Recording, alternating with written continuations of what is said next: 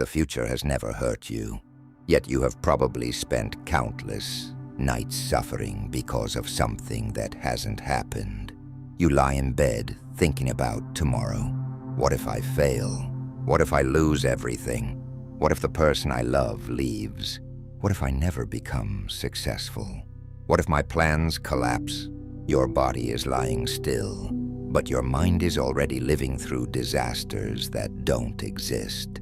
And this is the strange cruelty of fear. You can experience pain without anything actually happening. Marcus Aurelius understood this better than most people ever will.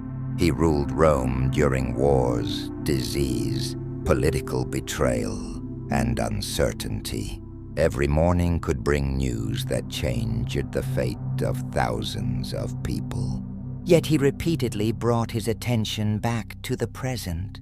Not because the future didn't matter, because worrying about a future you cannot see does nothing to prepare you for it.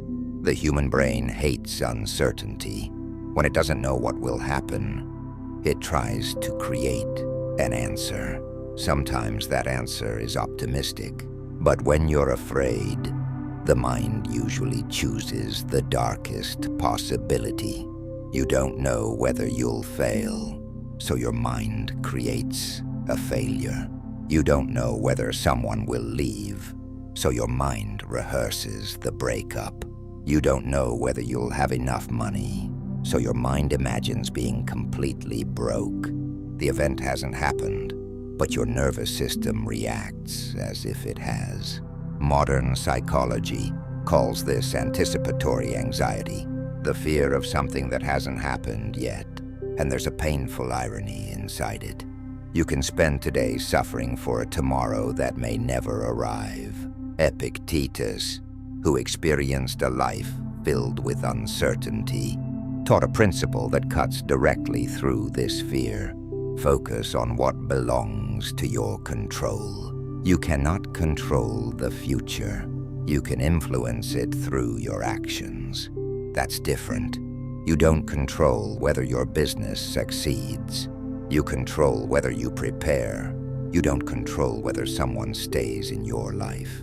You control how honestly and respectfully you treat them. You don't control whether a difficult situation appears. You control the person you become when it does. That distinction gives fear much less room to grow. Consider a Roman soldier preparing for battle. He couldn't know exactly what would happen when the fighting began.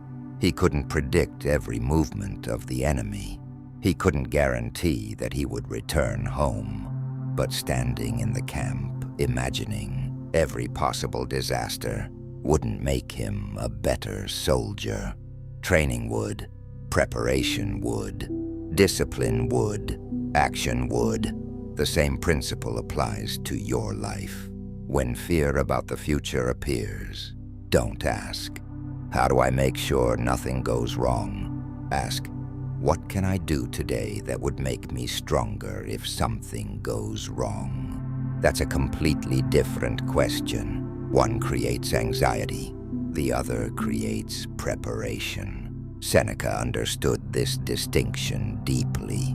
He often wrote about preparing the mind for uncertainty rather than expecting life to remain comfortable. He knew that suffering becomes heavier when we demand certainty from a world that cannot provide it. Life doesn't promise you a safe path. It promises change. People leave, plans collapse, money comes and goes, bodies grow older, circumstances shift, and yet your mind keeps demanding guarantees. That's why fear of the future can never be completely defeated by knowing more. There will always be something you cannot predict. The real solution is learning to trust your ability to respond. Think about your past. How many things once terrified you that you eventually survived? The exam you thought would destroy your future. The rejection you thought you would never recover from. The relationship you thought you couldn't live without. The difficult period you believed would last forever. And yet you're here, not because everything went according to plan, because you adapted. That is evidence your mind often forgets. You don't need certainty to move forward. You need confidence in your ability to handle uncertainty. So the next time your mind asks, "What if everything goes wrong?" don't argue with it for an hour.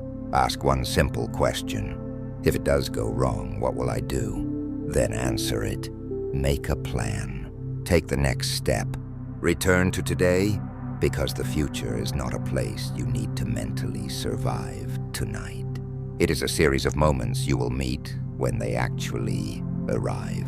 And when tomorrow finally comes, you won't need the version of yourself who spent the entire night worrying about it. You'll need the version of yourself who prepared, stayed calm, and kept moving.